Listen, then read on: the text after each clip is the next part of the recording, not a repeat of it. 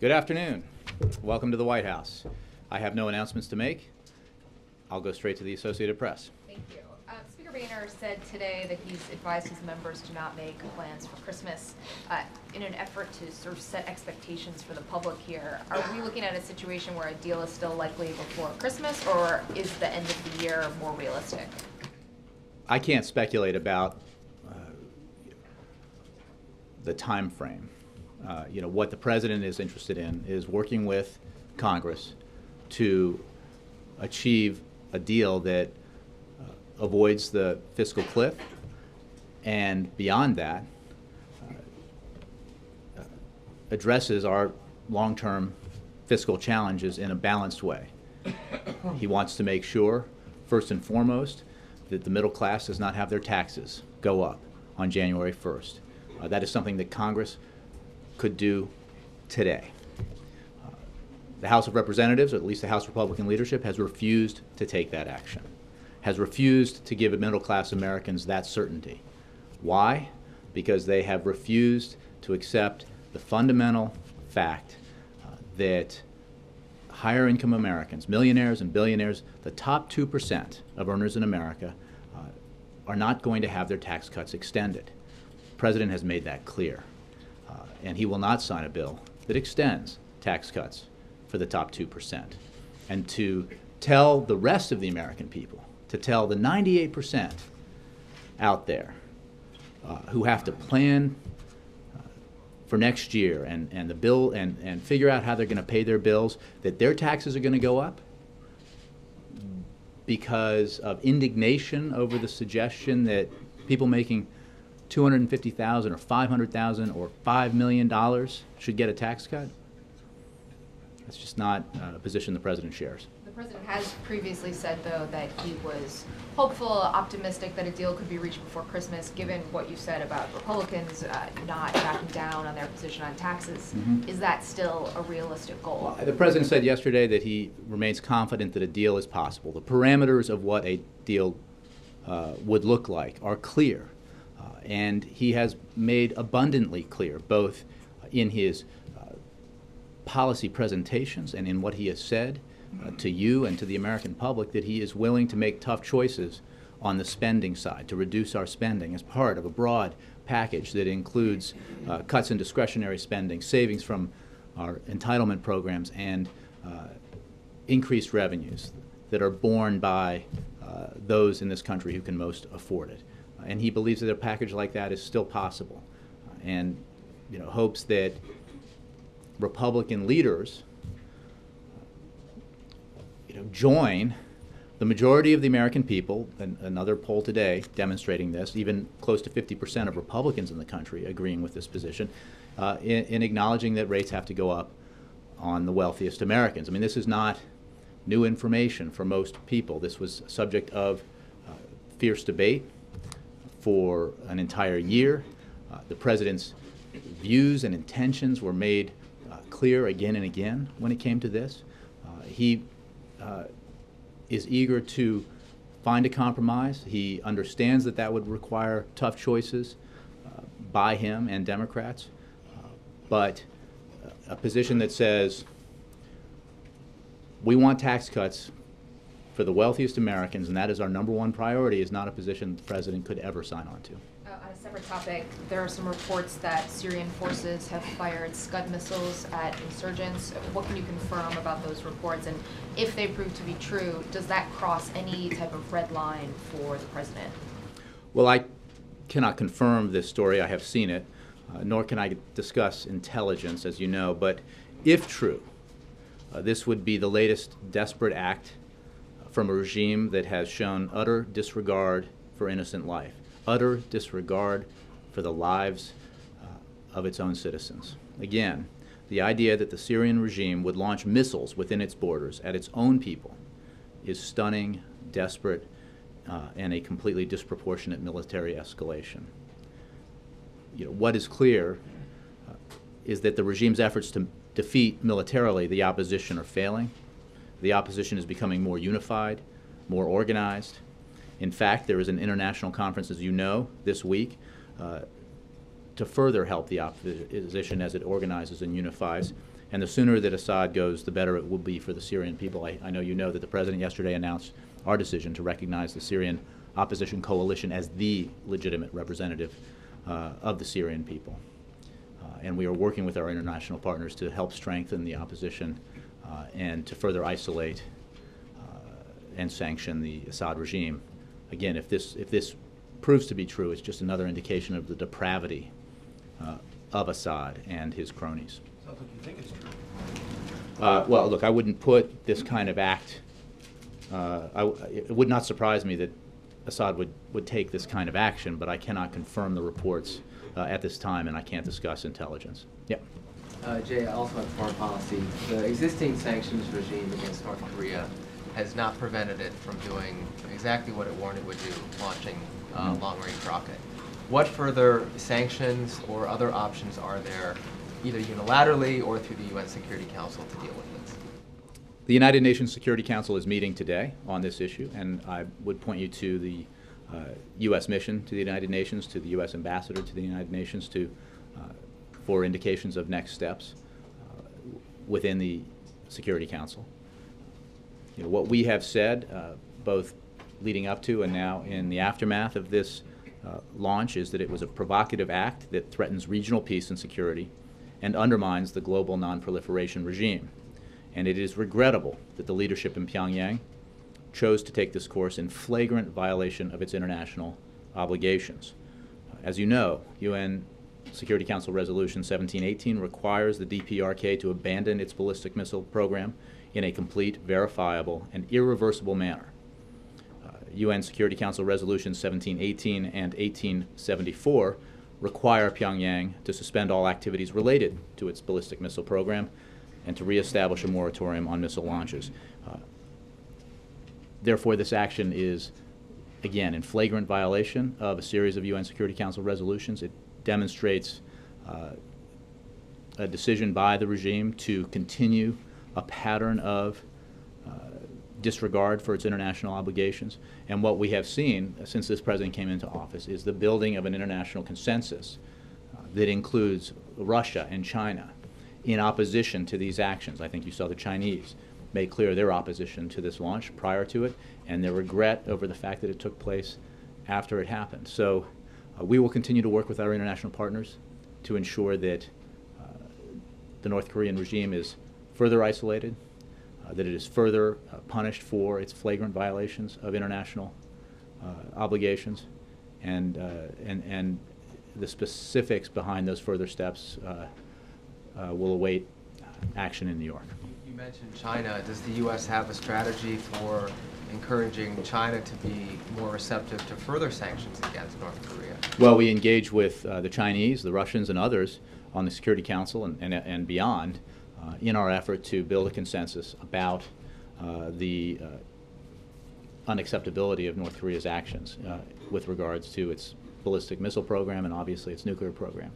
And you know, we will work with those partners and others as we move forward to make clear how isolated, how in violation of norms this action by North Korea, how isolated the regime is and how in violation of its obligations North Korea is. Yeah.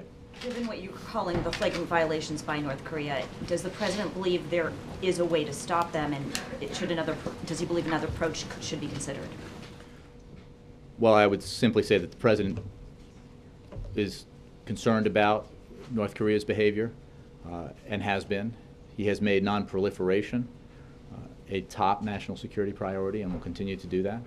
And he will continue to work with his international partners, our international partners, to put pressure on North Korea, to isolate North Korea, and to impose consequences on North Korea for the actions that it continues to take. You know,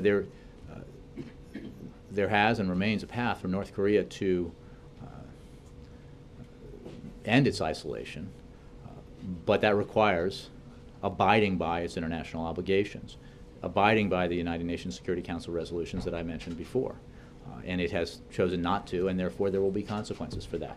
I don't have a preview of next steps, But we take this matter very seriously, and we take it, and we are not alone. In fact, we are far from alone in taking this matter very seriously. Ben, on another topic, Ben Bernanke today announced continuation of their so-called stimulus policy of the Fed. Is the president concerned that this could lead to inflation or weakening of the U.S. dollar going forward? You know that I won't comment on actions by the Fed from here. The president is focused on, when it comes to economic policy, working with Congress to ensure that middle-class Americans don't have their taxes go up, to ensure that. Can it help with the context in the context of the fiscal cliff? Can it, in the president's view, help create an environment in which it's easier to get to a deal? I appreciate the question, but I won't comment on Fed action. Yes, Jake. A White House official told me that in his counteroffer yesterday, Speaker Boehner asked for part of his proposal was a permanent extension of the Bush tax cuts for the top two brackets, for all of the Bush tax cuts, but including the top two brackets. The House Speaker's office disputes that. I was hoping that you could shed some light on what exactly John Boehner in his counterproposal suggested should happen.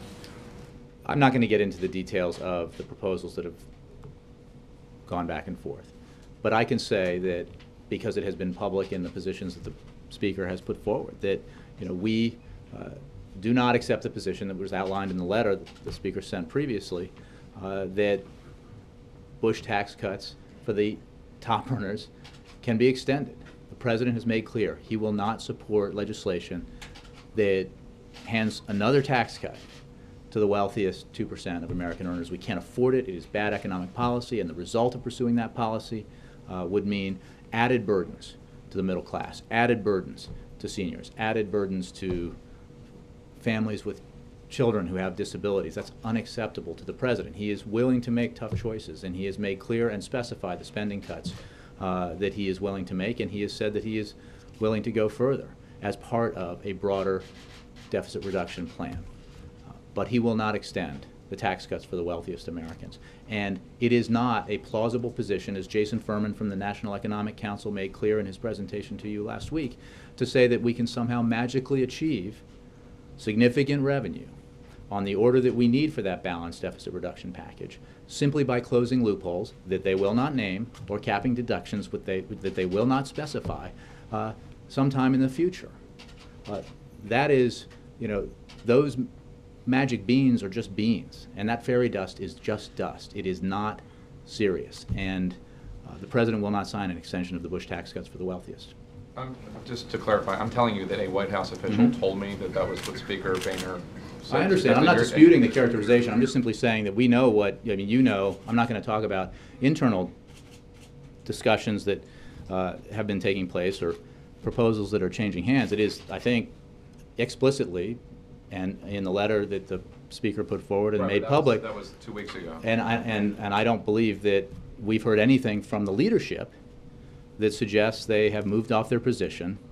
We certainly haven't heard it publicly. Anything from the leadership that suggests they have changed their position, which is they want an extension of the Bush-era tax cuts for the wealthiest, and that they hold out some vague promise that they can achieve significant revenue through closing loopholes and capping deductions. Again, zero specificity on how that would happen, and that's just not a position the President shares. He will not accept an extension of those tax cuts. And remember that the letter the Speaker put forward said that through that magical tax reform, they would lower rates. So even a further additional tax cut for the wealthiest Americans is just not plausible economic policy. And when Jason Furman stood up here and showed you why propositions suggesting that you can achieve levels of revenue that are necessary here don't hold water, he did it in a fact-based way, not in a single sentence or two that promises action in the future that everyone knows isn't plausible. I wasn't here when the New York Times published its report. I was off for a couple of weeks when the New York Times published its report about the Obama administration drafting policy for drones in the weeks leading up to the election, just in case the Obama administration was not going to be in charge for the next 4 years. Given the administration's stated desire to be more open about its drone policy as exemplified by John Brennan's speech a few months ago. Is there anything more you can tell us about that policy? Is there anything more we can expect in terms of transparency and discussion about the drone policy? There is nothing more that I can add to that discussion beyond what John Brennan said in his speech that you refer to. Obviously that the broader focus of the president on taking the actions that are necessary to keep America safe will continue. But I don't have any more details about that issue in terms of moving forward. Those actions that are done in Yemen and Pakistan and elsewhere sometimes result in civilian deaths. And yet, because this program is not discussed very often, certainly not from that podium, but also not by the Pentagon in press releases, we don't know what is being done in the name of national security that is resulting in not just bad guys being killed, but also sometimes women and children who are either related to the bad guys or just happen to be in the wrong place at the wrong time. Is there no desire for greater transparency at all when it comes to this? I mean, would that not live up to the president's desire for transparency as repeatedly stated? Without discussing classified matters or other intelligence matters, I would point you to the remarks that John Brennan made, which I think demonstrate our position on these issues and the broader issue that you talk about in terms of transparency. I just don't have anything new to say or to add to that conversation today. Thank you. Kristen. Jay, thanks. According to multiple sources, the conversation yesterday between the president and Speaker Boehner was tense. How would you describe the phone call? Is that accurate? I'm not going to dispute multiple unnamed descriptions. Simply say that we confirmed the call. One in a series of conversations, as well as a meeting, as you know, recently that the president has had with the speaker, and aimed towards the effort of trying to find some common ground on this important issue. And the president has made clear that his desire is to do a big deal that not only addresses the fiscal cliff, but achieves the kind of significant long-term deficit reduction that has been the stated goal of many people for a number of years now, on the order of roughly $4 trillion. And he has put forward a plan to do that that includes spending cuts, entitlement reforms, and increased revenues from the wealthiest Americans. And to achieve, on the revenue side, that package, it has to be done in a way that both raises rates and, in an economically wise and politically feasible way, closes some loopholes and caps some deductions. That's the way to do it. And the president is open to other proposals. He has made clear that he's not wedded to every item in his plan. He knows that he will have to make tough choices, but there has to be a willingness on the other side to recognize some fundamental facts. And one of the fundamental facts is that there is no way to do this without rates going up on top earners. There's a sense that after yesterday and the sort of two proposals were offered, that these negotiations are yet again grinding to a halt. Is that accurate? Where do these negotiations stand? And what's the president going to do to move the process forward? Well, I think you've seen the president actively engage in moving the process forward. I think you've seen him make clear his willingness to make tough choices, and also make clear what his principles are and what he won't do, which is go along with a vague promise of insufficient revenue gleaned from unnamed sources in return for substantial cuts that affect programs like Medicare and Social Security and Medicaid. That's not a balanced plan. And we know where the public stands on this. And look, we know where now dozens of Republicans, including elected officials, including members of Congress who are Republicans, stand on this. But the obstacle thus far has been the adamant refusal to accept the proposition that rates have to go up for the top 2%, and that rates must continue to stay where they are, so that there is no tax hike on 98% of the American people. And I think what Republicans have to explain somehow is why, Republican leaders anyway, why it is better for you, broadly speaking, the American people, 98% of you, to have your taxes go up if the wealthiest Americans don't get a tax cut. But according to Speaker Boehner, the $1.4 trillion in new revenue that the president's now offering wouldn't make it through the House and might not make it through the Senate. So is it a realistic proposal? The president has made clear his willingness to negotiate and compromise. He has made clear his willingness to make tough choices. He has put on the table specific cuts and savings in entitlement programs, including our health care entitlement programs. He has put on the table specific ways that we can achieve the revenue targets that are necessary to have a balanced package. You know, what we have not seen yet is any kind of specificity from Republicans on how they would do it differently. And again, going back to the Speaker's letter, it is not a realistic position to say that we can resolve this by extending tax cuts for the wealthiest Americans and vaguely promising that we'll glean additional revenue by closing loopholes and capping deductions in a way that everyone knows is unrealistic. But just to be clear, the president thinks it's realistic to get $1.4 trillion in new revenues through the House. Look, I can, and I've got page after page here, I can read to you quotes from the press, probably some of them from NBC, Politico, Fox, elsewhere, that of Republicans saying that they would accept a tax increase, or that tax increases have to be part of this for the wealthiest Americans, that rates have to go up. Well, they're the people who vote. And we've also heard, again yesterday from the Business Roundtable, and individuals like the CEO of Goldman Sachs or others who have said, you know, rates going up has to be part of this package. And you know, the holdouts here seem to be those who are beholden to a subset of one party in one house of Congress, as opposed to those who are holding the broader American interest in mind as they approach this challenge, the goal of which is to achieve long-term deficit reduction in a way that will help the economy grow, help it create jobs. It will give an enormous boost of confidence, if achieved, to our economy, and could potentially, you know, allow for substantially greater growth and job creation, which could create greater economic security for the middle class. And by the way it did in the 1990s, even with higher tax rates for millionaires and billionaires, more millionaires and billionaires, the wealthy would do well too. That's the goal. The president's vision here is an economy that allows for broad-based prosperity and broad-based opportunity.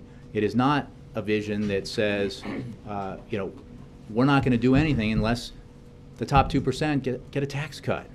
It's not his position. One question on Syria. The administration has recognized the opposition forces, has also called al-Nusra a terrorist organization. Some people within Syria are saying this is too little, too late. What is your reaction to those people?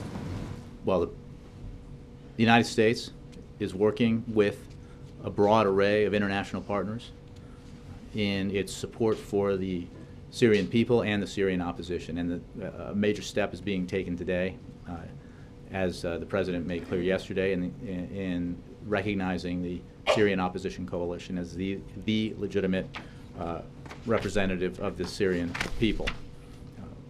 We will continue to provide support to the opposition. We will non-lethal, and we will continue to provide humanitarian support to the Syrian people who are suffering greatly under the regime of Bashar al-Assad. And you know, the international community has been very clear in you know, its views that are shared by the United States and shared by this president about which direction Syria has to go. And the designation that you mentioned was a demonstration of the fact that, you know, we believe that those elements within the Syrian opposition who do not hold the views that you know, Syria needs to move towards greater democracy and rights for their citizens, that they should be isolated, because the broader section of the opposition actually supports that, and that's why we've recognized the Syrian Opposition Coalition. Major. Based on the conversation yesterday, how would you rate Speaker Boehner's flexibility? I won't get into the conversations that the private conversations the President has with the Speaker or others. I would simply say that,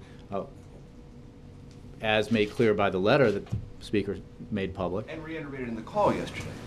Again, I'll speak about the public presentation here. There is no indication yet that the Republican leadership is willing to acknowledge the basic fact that rates need to rise on the top 2% in order to achieve the kind of broad-based deficit reduction package that a significant majority of the American people support, and even numerous Republicans have publicly come out in support of. Why did the White House lower its request for revenue, and how did it achieve that $200 billion? What $200 billion did you take out of that request for extra revenue? I'm told it's from tax reform. Is that true? I can simply say that, I mean, well, it is our position that rates have to go up on the top 2%. So that is absolutely the case. It is our position, as Mr. Furman demonstrated in his presentation to you last week, that you cannot achieve significant levels of revenue solely by capping deductions or closing loopholes. So that is why you have to have a combination package of both reforms that include those kinds of actions, as well as allowing rates to rise on top earners.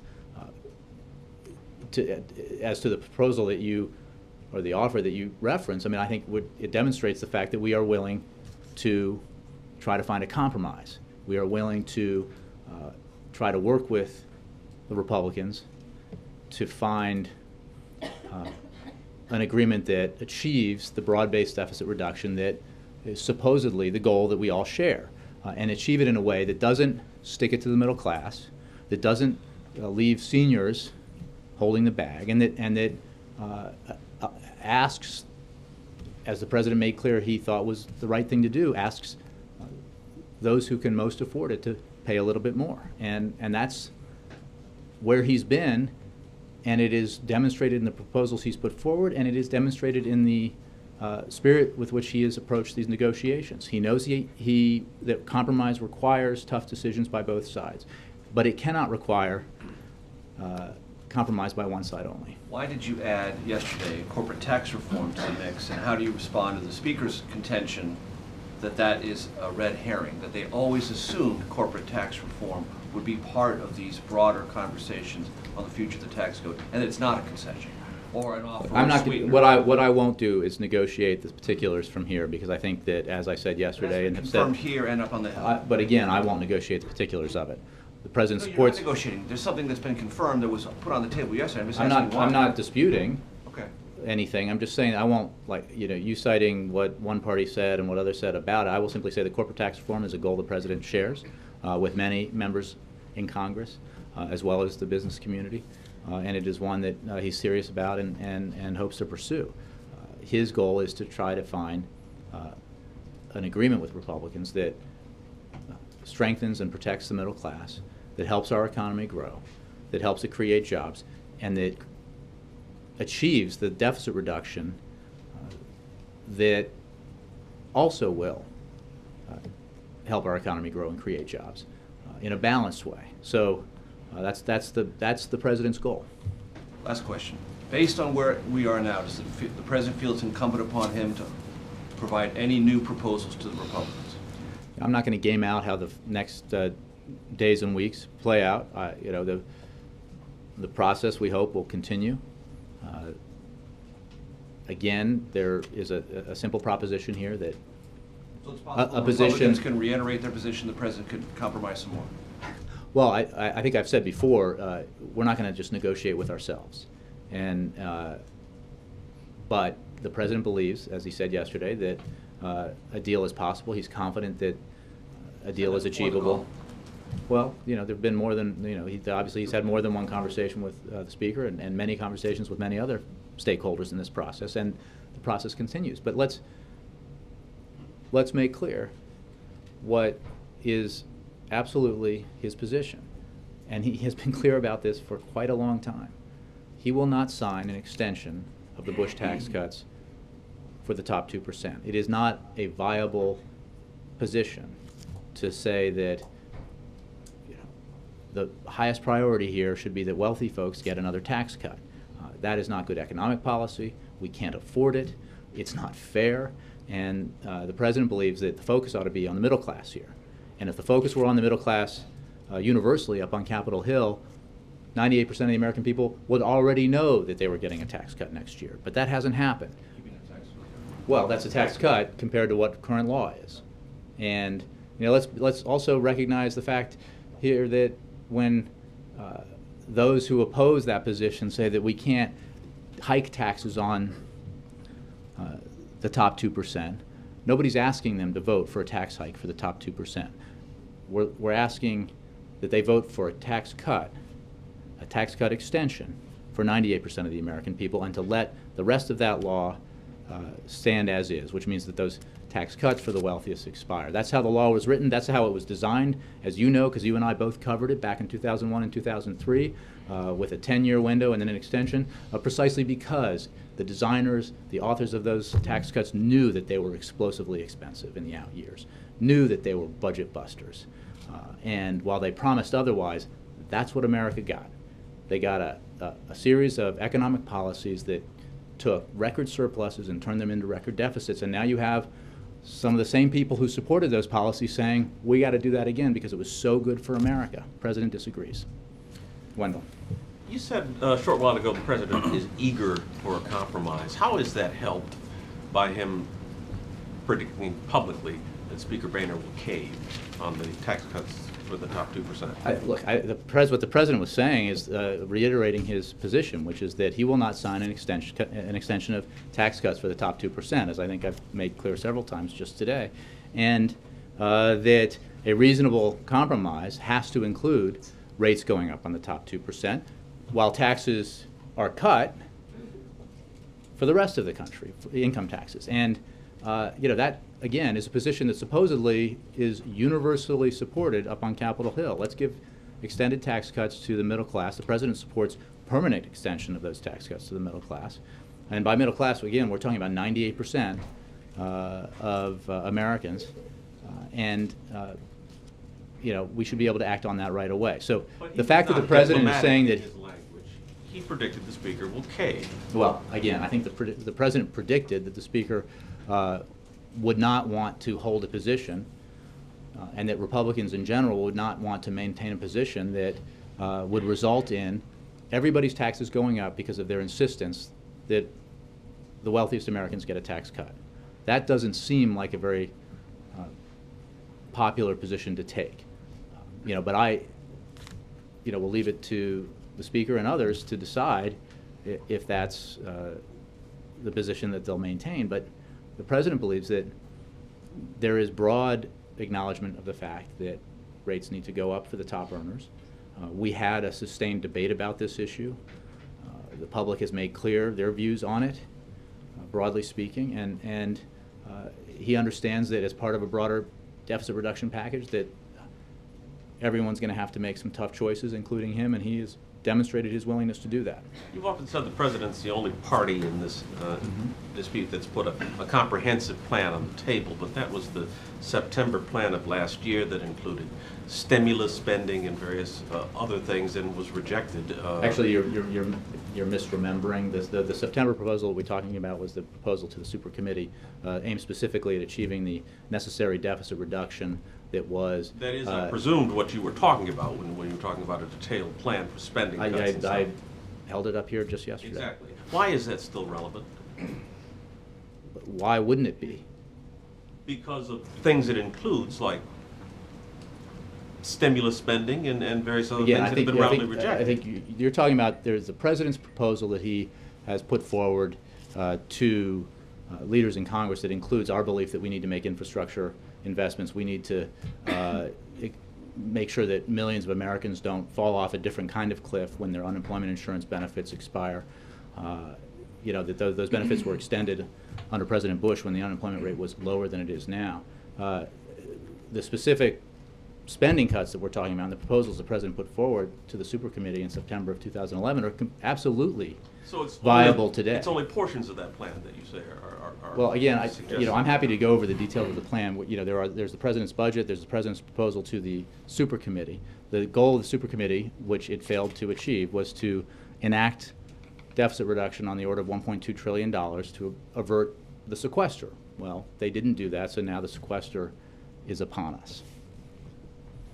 Mark. Jay, can I pick up on something Kristen asked you about earlier on Syria?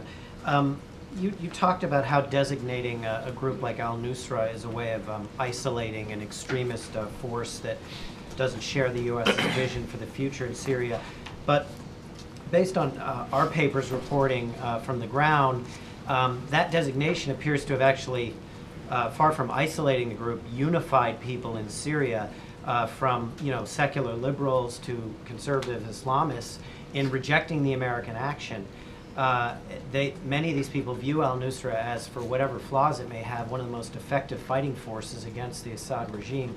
So I'm wondering, in light of that, what evidence you can point to that there isn't a rising tide of anti-American sentiment in Syria, and that indeed, to use Kristen's words, that whatever the President did yesterday in terms of recognition is too little too late. Well, again, I would dispute that characterization. What the United States has done is recognize the main opposition group, the Syrian Opposition Coalition. And in doing so, we've also, in designating al-Nusra as a terrorist organization, we've recognized that there are elements of that the Assad regime has created an environment, essentially, in Syria that fuels the growth of extremism. And the al-Nusra Front is al-Qaeda in Iraq's attempt to rebrand itself in order to hijack the struggles of the legitimate Syrian opposition to further its own extremist ideology. We firmly believe that the vast majority of the Syrian opposition do not share those extremist goals, and that we will work with the opposition, we and broadly speaking with our international partners, to in their efforts to isolate those with extremist views, because we believe that the Syrian people and the Syrian Opposition Coalition, reflected by the Syrian Opposition Coalition, are interested in a future for Syria that includes a transition towards greater democracy, greater rights for its citizens, more economic prosperity, and does not include enacting a vision propounded by extremists. Would you reject the contention that anti-American sentiments are on the rise in Syria? Well, I haven't made that assessment. I would simply say that we encourage all responsible actors to speak out against and distance themselves from extremists like the al-Qaeda-linked Nusra Front. And we'll continue to work with the Syrian Opposition Coalition and our international partners to achieve the kind of future in Syria that we firmly believe the vast majority of the Syrian people seek. Jay, you said firmly believe, but you guys got it firmly wrong in Libya and in Egypt, where you firmly believed that you were working with, forgive the phrase, moderates. We now are heading towards a theocracy in Egypt. We have the war in Libya spread out into Mali. What's the evidence that your firm belief in the moderation of the Syrian group is correct? We make assessments all the time. We have spent a lot of time evaluating the Syrian opposition. We've spoken about that from here. The Secretary of State and others from the State Department have spoken about that. And one of the reasons why we've taken the actions that we've just discussed is because we believe it is in the interest of all parties to speak out against the kind of extremist views that are represented and espoused by the al-Nusra Front, even as we support the democratic aspirations of the broader Syrian opposition and the Syrian people. What's the evidence that the moderates, forgive the phrase, are moderates? I understand that you have an editorial opinion here, but of course, but the fact is, we believe, and we think there is ample evidence to support the idea that the Syrian people want a future free from Bashar al-Assad, and a future that is more democratic, a future that allows, that includes a government that recognizes the rights of the Syrian people, and that allows for greater economic prosperity in a more peaceful country. So it is in the United States' interest to work with the opposition and with our international partners to pursue that, and we will continue to do so. Could you read Yes. a briefing to explain that down the road? Friday deadline approaching for states to let the administration know if they're going to be part of this healthcare exchange under the Affordable Care Act. What's the president's message to the majority of governors who are either sitting on the fence or flatly opposed to this thing? Well, I would say that there have been a number of states who have whose applications have been approved. We've had over 20 states to date that have agreed to operate an exchange either on their own or in partnership with the federal government, and we will continue to work with states in the implementation of the Affordable Care Act, because as you know, the Affordable Care Act is here to stay, and the President's team will work to continue to implement that law. We have, as an administration, consistently worked to give states the flexibility, time, and resources they need to move forward